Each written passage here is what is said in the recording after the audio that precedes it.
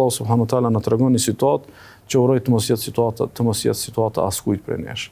Thot Allahu subhanahu wa taala kësaj. Dhe banorët e xhenetit u thon banorët të zjarrit. Elos Allahu për gjithë këto prej nesh që të na bëj për banorët të xhenetit dhe të na shpëtojnë nga zjarri i xhenemit. Dhe banorët e xhenetit u thon banorëve të zjarrit. Nga ne thonë këta besimtarët të cilët e kanë fituar xhenetin e Allahut. Thonë ne kemi gjetur premtimin e Allahut të vërtetë. E kemi gjetur që Allahu e mbajti premtimin. Allahu na premtoi xhenetin e tij dhe ne e gjetëm.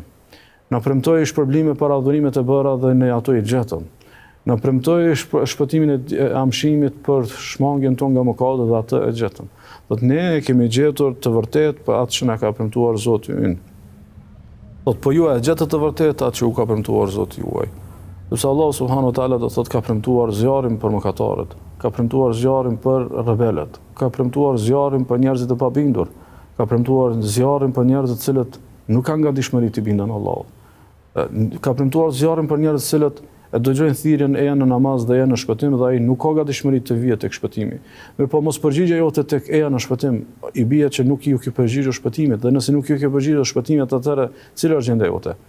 Nuk mund të jetë ndryshe vetë gjendje e humbjes, vetë gjendje e ndëshkimit, gjendje e shkatërimit. Për arsye eja në shpëtim, Allahu subhanahu wa taala kësaj ka bërë madje edhe në ezan. E ka bërë kësaj deri në pafundësi, derisa të ekzistojë do thotë bota, që të jetë shumë e qartë që thirrja për namaz është thirrja e shpëtimit.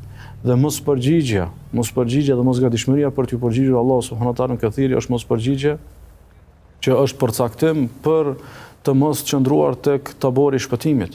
Dhe kjo bisedë ndodh mes taborit të shpëtuar dhe taborit të pashpëtuar, mes banorëve të xhenetit dhe banorëve të xhenemit. Ta thonë ne e kemi gjetur atë që na ka premtuar Zoti jon. E kemi gjetur si të vërtetë dhe ju e gjetët për atë vërtetë atë që ju kishte premtuar Zoti, e pastaj ta thonë po e gjetëm.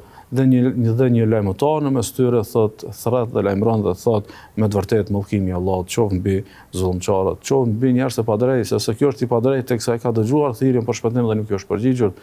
Kjo është i padrejtë përderisa e ka gjetur as të qartë thirrjen e Allahut subhanahu wa taala dhe aq joshos premtimin e Allahut, mirë po nuk i ka bërë përshtypje. Sepse i ka bërë përshtypje për ta shitur vetëm për diçka të pavlerë të kësaj bote, ndërka çmimi i tij vërtet ka qenë për t'u këmbyer me xhenetin e Allahut subhanahu wa taala.